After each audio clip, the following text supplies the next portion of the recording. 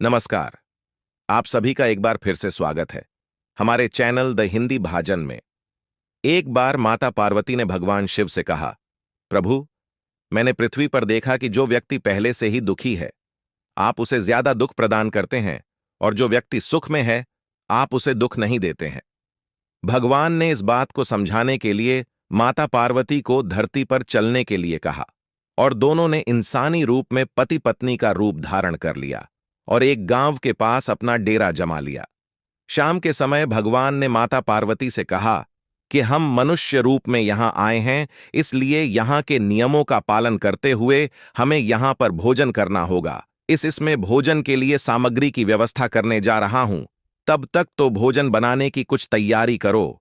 भगवान के जाते ही माता पार्वती रसोई में चूल्हे को बनाने के लिए बाहर से बीते लेने गई और गांव में कुछ जर्जर हो चुके मकानों से डिटेल निकालकर चूल्हा तैयार कर लिया। चूल्हा तैयार होते ही भगवान वहां बिना कुछ लाई ही प्रकट हो गए। माता पार्वती ने उनसे कहा, आप तो कुछ भी लेकर नहीं आए, अब भोजन कैसे बनेगा? भगवान बोले, पार्वती, अब तुम्हें इसकी जरूरत नहीं पड़ेगी। भगवान ने माता पार्वती से पूछा कि तुम चूल्हा बनाने के लिए इन्हीं टीमों को कहां से लेकर आए हो? माता पार्वती ने कहा, प्रभु, इस गांव में बहुत से ऐसे खर्चे, सचिन का रखरखाव सही ढंग से नहीं हो रहा था। उनकी जर्जर हो चुकी दीवारों से मैं उल्टे निकालकर ले आई। भगवान ने फिर कहा, जो घर पहले से ही खराब थे, तुमने उन्हें और खराब कर दिया। तुम ही टेक, उन सभी घरों के किवाड़ से भी तो ला सकती थी। माता पार्वती बोली, प्रभु, उनके घर में रहने वाले लोगों ने उनका रखा रोल बहुत सही तरीके से किया है और वह घर बहुत सुंदर भी लग रही हैं। ऐसे में उनकी सुंदरता को बिगाड़ना उचित नहीं होता। भगवान भोले, पार्वती, यह तुम्हारे द्वारा पूछे गए प्रश्न का उत्तर है।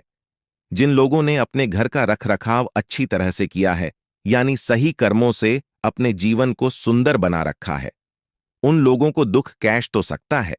मनुष्य के जीवन में जो भी सुखी है, वह अपने कर्मों के द्वारा सुखी है, और दुखी है, वह अपने कर्मों के द्वारा ही दुखी है।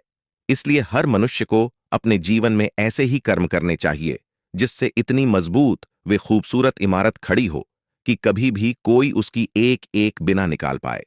दोस्तों, यह काम जरा भी मुश्किल नहीं है। केवल सकारात्मक सोच और निस्वार्थ भावना की जरूरत है।